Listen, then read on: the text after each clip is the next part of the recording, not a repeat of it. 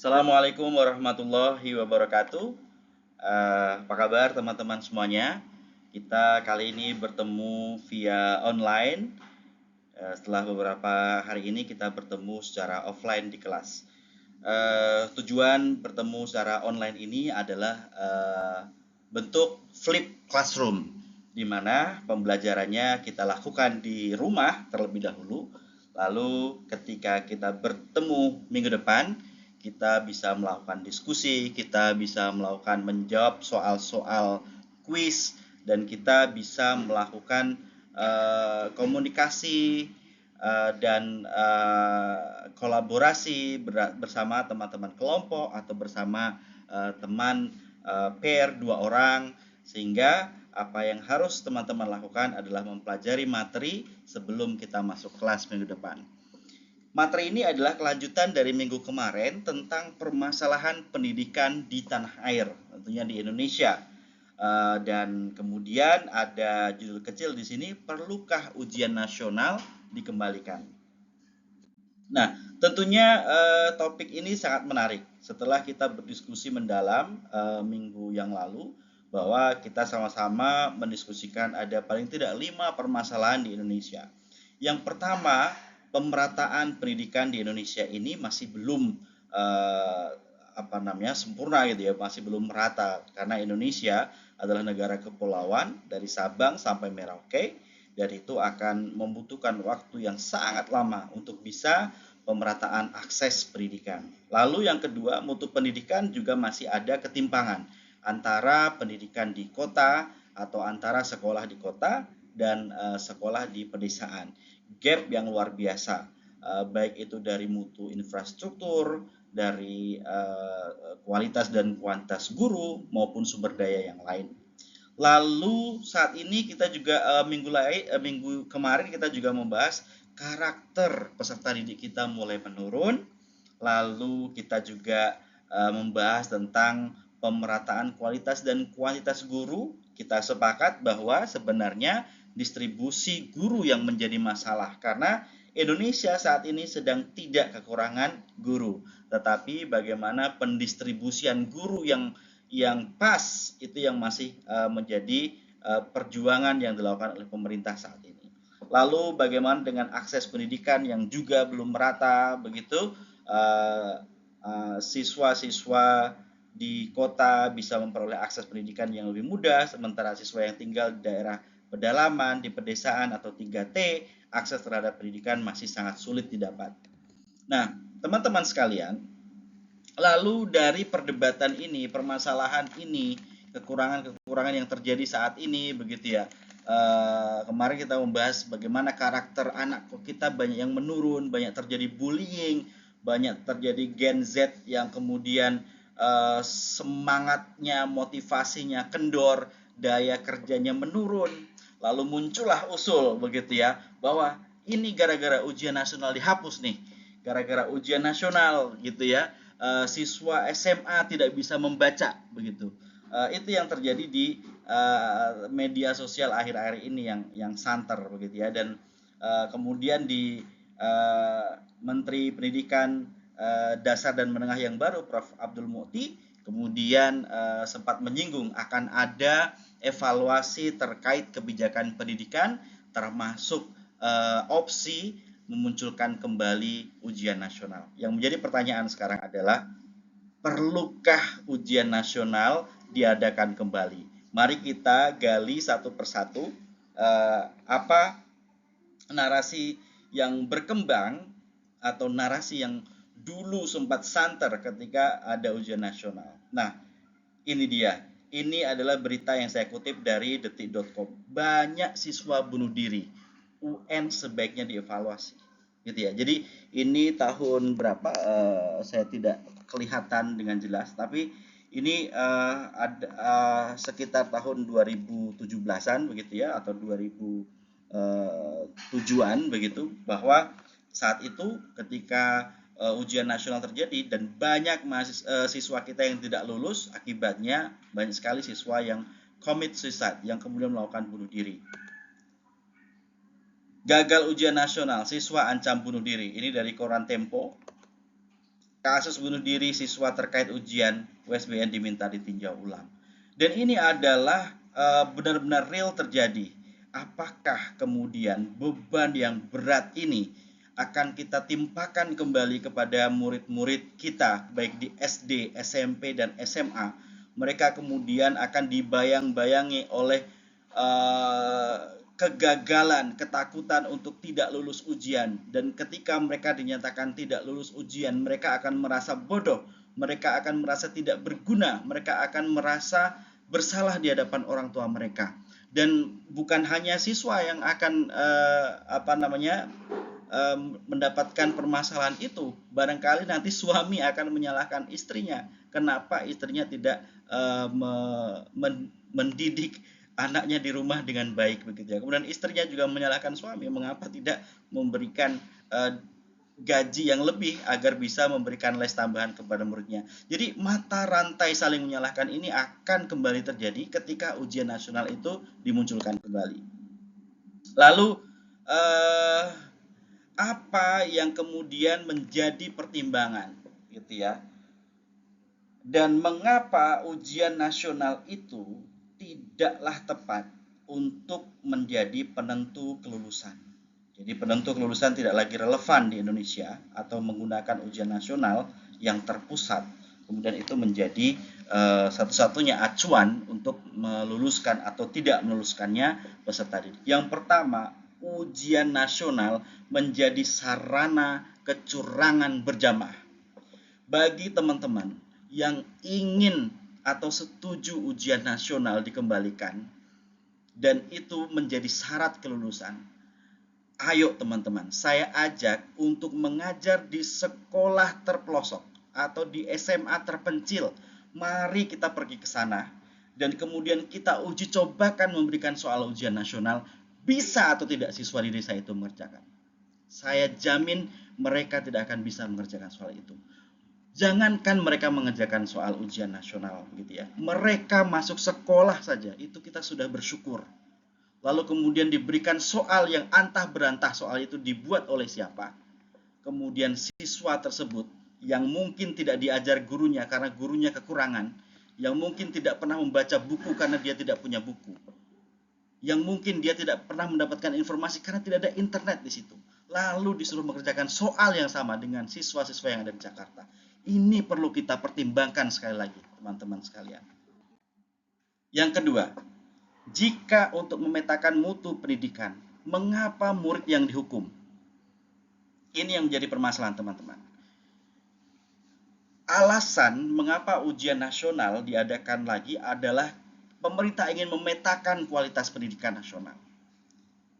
Oke, setuju dengan alasan itu, bahwa kita perlu ada pemetaan untuk mengetahui apakah kualitas pendidikan daerah ini sudah baik atau belum. Tetapi kenapa siswanya kemudian dihukum kalau dia tidak mendapatkan nilai yang tinggi pada ujian nasional? Kenapa hanya siswa yang dihukum? Kenapa gurunya tidak dihukum? Kenapa kepala sekolahnya tidak dihukum? Kenapa anggota dewan tidak dihukum? Kenapa staf-staf di dinas pendidikan tidak dihukum? Yang dihukum hanya siswanya, siswinya, muridnya dihukum, dinyatakan tidak lulus ujian, disuruh mengulang kembali, atau kalau ingin tetap dinyatakan lulus, ikut ujian kembali, ikut paket A, B, atau C. Adilkah seperti ini? Alasan yang kedua, sikap, keterampilan, dan pengetahuan kita sudah setuju bahwa itu adalah kompetensi yang sama-sama pentingnya. Lalu mengapa hanya pengetahuan yang dijadikan patokan? Ujian nasional itu hanya mengukur secara pengetahuannya saja, tidak pernah menguji sikapnya, tidak pernah menguji keterampilannya. Lalu kenapa kita capek-capek memberikan pendidikan di sekolah, pendidikan disiplin, pendidikan tata krama? Toh itu semua tidak penting di hadapan pemerintah pusat. Yang terpenting hanya bagaimana bisa memetakan pendidikan. Lalu ujian nasional membuat mata pelajaran non-UN dianggap menjadi tidak penting. Ujian nasional biasanya menguji mata pelajaran yang dianggap penting, seperti bahasa Indonesia, matematika, bahasa Inggris, begitu ya. Kalau jurusan kemudian ada IPA dan IPS. Tetapi kemudian mata pelajaran lain yang tidak masuk ujian nasional, apakah itu juga tidak penting? Penjas, pendidikan jasmani, mengapa tidak dimasukkan ujian nasional? Kesenian, mengapa tidak dimasukkan ujian nasional? Agama Islam, mengapa tidak dimasukkan ujian nasional? PPKN, mengapa tidak masuk ujian nasional? Apakah itu tidak sama pentingnya dengan bahasa Indonesia, dengan matematika? Jadi ini perlu kita pertimbangkan kembali, gitu ya.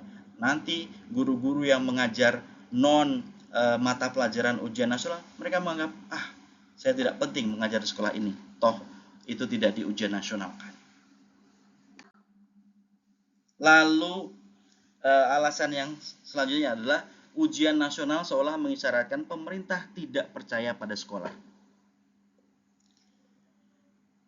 Yang selama ini mengajar murid adalah sekolah.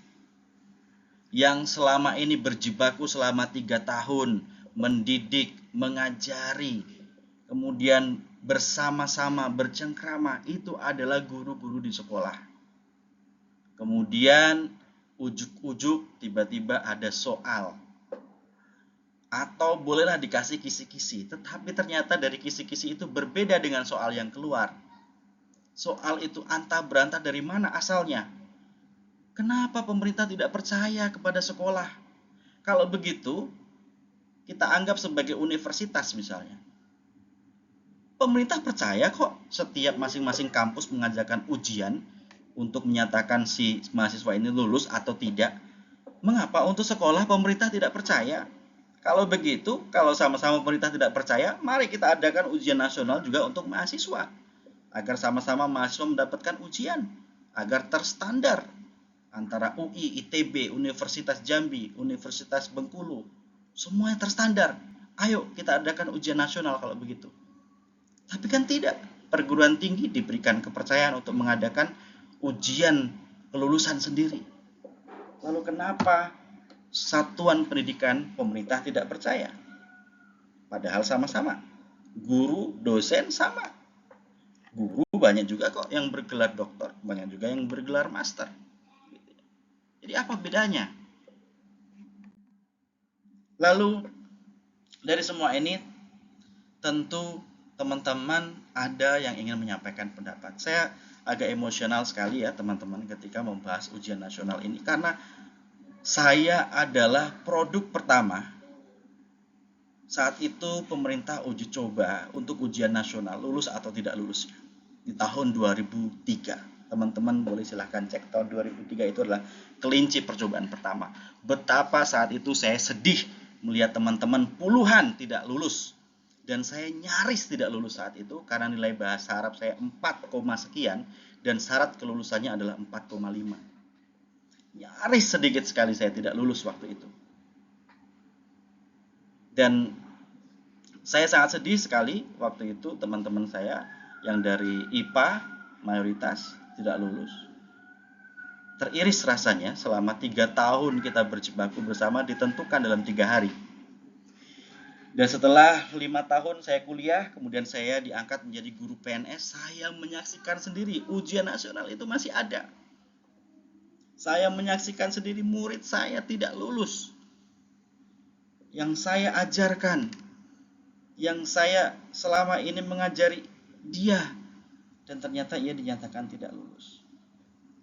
Dan juga kecurangan-kecurangan di depan mata yang harus saya lihat secara kasat mata. Dan apakah beban-beban dosa ini akan diberikan lagi kepada guru-guru di Indonesia?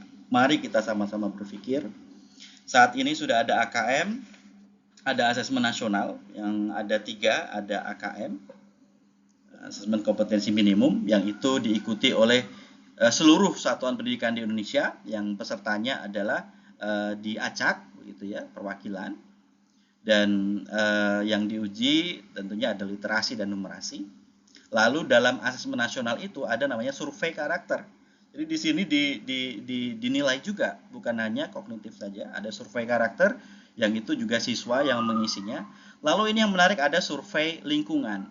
Yang survei lingkungan ini ya bahwa kita juga harus mengevaluasi bagaimana sekolah itu mengadakan pengajaran begitu ya, iklim, apakah menciptakan iklim kondusif dalam satuan pendidikan begitu ya, apakah ramah terhadap anak dan sebagainya, itu yang mengisi adalah guru dan kepala sekolah.